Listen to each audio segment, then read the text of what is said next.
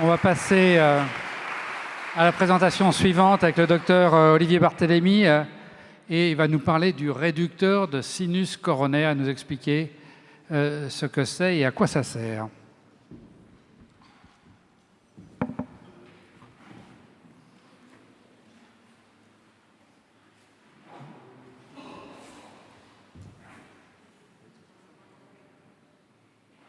Merci.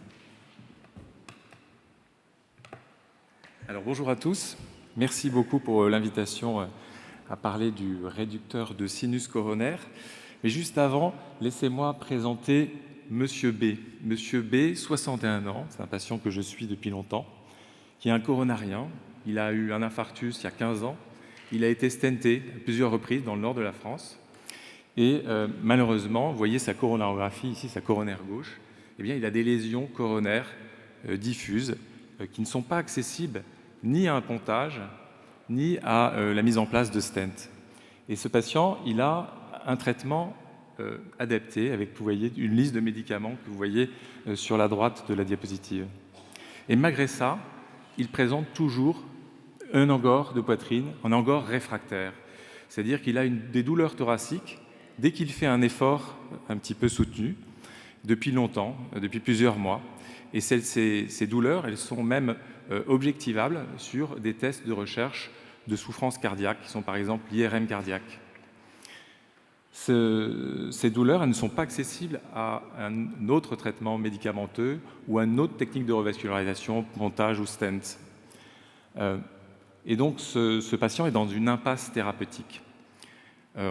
Cet angor, il est classifié, on a une classification canadienne qui a 4 classes, et lui, il est en 3e classe, c'est-à-dire qu'il a un angor au moindre effort. Cette situation, elle est assez fréquente chez le coronarien angineux, c'est à peu près 5% des patients. Et donc les options thérapeutiques, elles sont nombreuses à l'état de recherche. Vous voyez, il y a des options thérapeutiques d'amélioration de la perfusion myocardique, mais celles-ci sont assez peu utilisables en routine, notamment par exemple la contrepulsion externe. Vous voyez, c'est un espèce d'armure qu'on doit qui compresse en diastole et qui est absolument impossible à mettre dans la vie de tous les jours. Et il y a d'autres techniques qui sont peu ou pas efficaces et qui même parfois ont des effets secondaires, comme le laser intracardiaque, les sondes électroacoustiques ou la thérapie cellulaire. Il y a d'autres cibles thérapeutiques qui sont sur la nociception, c'est-à-dire modifier la perception de la douleur avec l'implantation de stimulateurs au niveau des neurones, et c'est également à l'état de recherche. Mais finalement, au jour d'aujourd'hui, la seule thérapeutique qui a des preuves robustes, eh bien, c'est le réducteur de sinus coronaire. Alors qu'est-ce que c'est ? C'est un stent, comme vous voyez, c'est comme un petit ressort qu'on va positionner au niveau du sinus coronaire. Le sinus coronaire, c'est la grande veine du cœur. C'est la veine qui va drainer l'ensemble du sang qui sort du cœur, qui va le drainer dans l'oreillette droite. Vous voyez, ce stent, il a une caractéristique, c'est que le ballon qui va l'inflater est bilobé, et donc il va créer, quand on va l'expandre, un sablier, et ce sablier va créer un rétrécissement au niveau de cette veine et créer une augmentation de la pression. Alors cette technique, elle a été inventée par un chirurgien cardiaque dans les années 50-60. À l'époque, le pontage n'existait pas, et ce chirurgien avait fait des ligatures du sinus coronaire, ce qui créait un rétrécissement, et puis il avait observé que les patients qui avaient ce rétrécissement du sinus avaient moins besoin d'utiliser leur trinitrine pour soulager leurs symptômes. Depuis, il y a eu des études animales qui ont montré aussi le bénéfice sur le flux coronaire. Et puis, avec l'arrivée du pontage, eh bien, cette technique a été un petit peu abandonnée. Et puis, elle réapparaît maintenant sur le versant interventionnel. Donc, cette technique est une technique qui se fait en salle de cathétérisme, sous anesthésie locale, il n'y a pas besoin d'endormir le patient. On fait une ponction au niveau de la jugulaire, sous échographie, et on monte très facilement un cathéter dans l'oreillette droite, et ensuite on va déployer le stent à l'intérieur de la veine, avec ce ballon bilobé qui va lui rendre cette forme en sablier, qui va créer une augmentation de pression veineuse. Et cette augmentation de pression veineuse, elle va redistribuer le flux sanguin au niveau du muscle cardiaque et notamment améliorer la perfusion de la couche interne du muscle cardiaque, qui est celle qui est la plus à même de donner des douleurs. Alors il y a des preuves cliniques. L'étude Princeps, c'est cette étude, l'étude Cosira, elle a 10 ans maintenant, elle a été publiée dans le New England, qui est le journal médical le plus prestigieux. Dans